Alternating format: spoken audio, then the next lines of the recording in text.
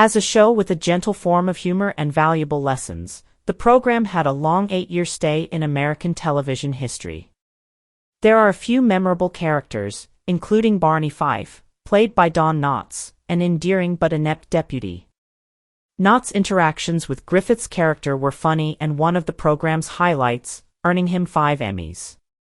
After 5 seasons, he was fired to take on other movie roles. Nonetheless, his depiction of Barney Fife is one of the most memorable in television history. This was evident from the top 10 Nielsen ratings the show boasted throughout its run, and it ended up at number 1 in 1968 when it went off the air. It largely influenced American culture through the creation of Gomer Pyle, USMC, and Mayberry RFD, and it continued to give audiences timelessly enjoyable entertainment as a rerun series. The cast, including Griffith, Howard, Knotts, and Frances Bavier, who played Aunt Bee, contributed immensely to the show's success.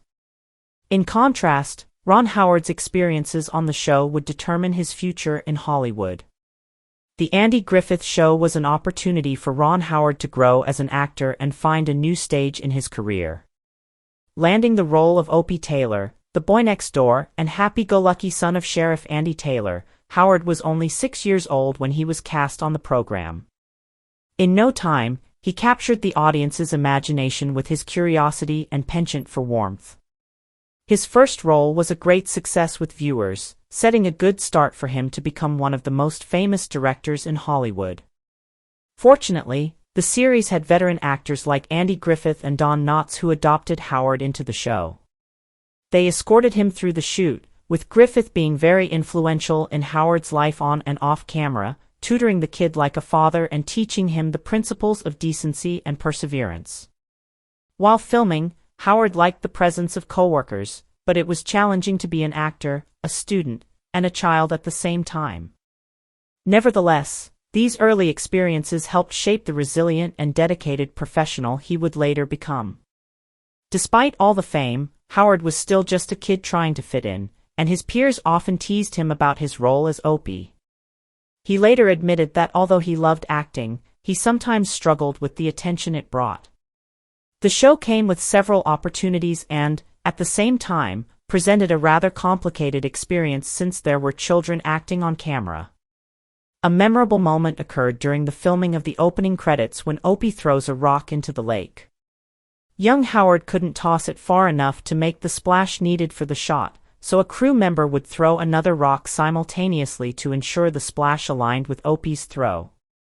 This small trick became a sweet memory for Howard, capturing both the pressure and charm of his early career. The experience he gained on the Andy Griffith Show proved foundational, teaching him the value of collaboration, patience, and resilience, not only as an actor, but as a person. Howard's childhood years on set offered a first-hand view of successful television production, giving him a sharp start in understanding the dynamics behind the scenes. By the time the show ended in 1968, Howard had transformed from a precocious child actor into a seasoned performer, well prepared for the extraordinary career that lay ahead. On screen, the Andy Griffith Show radiated small-town warmth, but off-screen, things were sometimes less harmonious. Andy Griffith, known for his calm and easygoing character, occasionally showed a different side, sometimes letting loose with light-hearted pranks that didn't always sit well with others. Everyone on the Andy Griffith Show had their own experiences, and Frances Bavier, who played Aunt Bee, had a notably complex relationship with Griffith.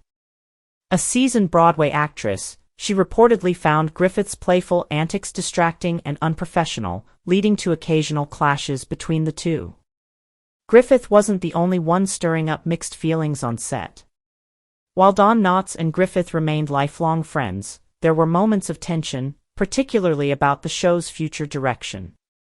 Knotts had originally signed on for just 5 seasons with plans for other projects once his contract ended. However, as the show continued, both felt a bit disappointed that Knotts couldn't play a larger role in shaping the show's trajectory. Despite these issues, Griffith's practical jokes became part of the set's culture.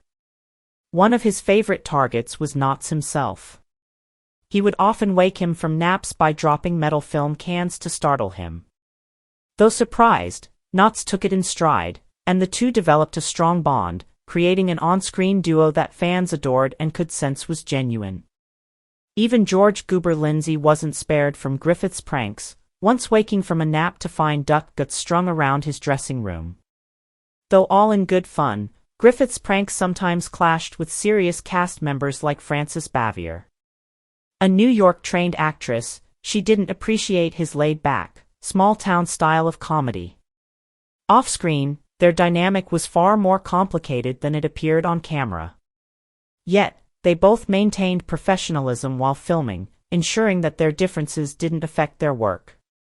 Later in life, Bavier offered a heartfelt apology to Griffith, recognizing her role in their tension and seeking to make peace.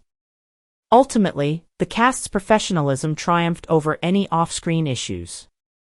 Nevertheless, with some jolts of humor and protests, they helped develop one of the most beloved television shows that is appreciated today. The relationships within the show bring up the difficulties of being employed in such an environment. However, the actor's passion can be seen regardless of personal conflicts. However, Griffith's friendship with Don Knotts was one of the most valuable relationships in his life and acting career.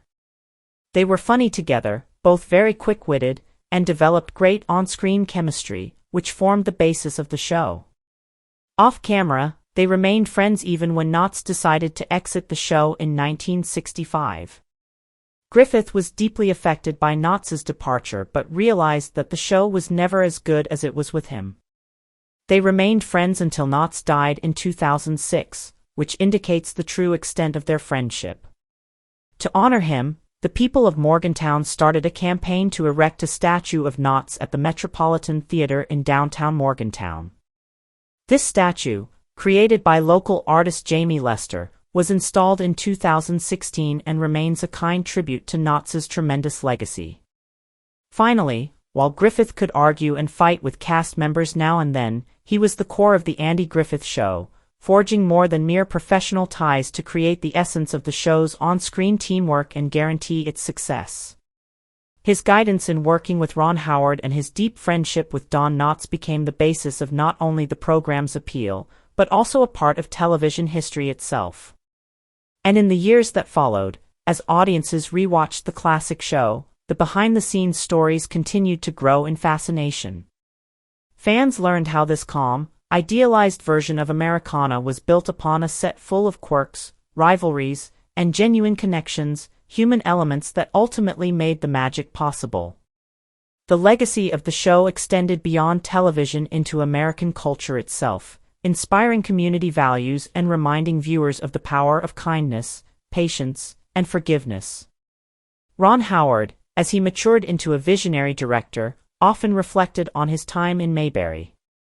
He acknowledged that the lessons taught by Andy Griffith were not just about acting but about life, how to lead with integrity, how to be generous with one's time, and how to carry oneself through both success and failure.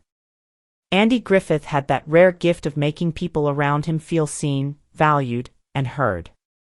His leadership style set a tone that carried the show forward and became a standard by which others in the industry measured themselves. Whether in front of the camera or behind it, Griffith's influence shaped careers and lives. In more recent years, documentaries and retrospectives have examined the show's impact, not only on pop culture but also on the personal journeys of those involved. Fans gained new appreciation for Frances Bavier, whose portrayal of Aunt Bee became an iconic archetype of the American matriarch despite the friction off-screen. Likewise, Don Knotts' comedic brilliance continues to be studied in acting schools, with his unique brand of vulnerability and panic-stricken energy becoming a hallmark in TV comedy. Griffith's portrayal of Andy Taylor is still seen as one of the most balanced and nuanced performances of the era, combining wit, wisdom, and understated authority. The longevity of the Andy Griffith Show speaks volumes about the chemistry among the cast and the writing that captured a nation's longing for simpler times. Though tensions existed, they were often tempered by mutual respect and the shared goal of creating something meaningful. This balance of light-hearted storytelling and deep-rooted character dynamics has ensured the show remains relevant. Reunions, interviews, and tributes have only added more layers to the show's history, each memory shared by cast or crew reinforcing the idea that while Mayberry was fictional, the relationships and memories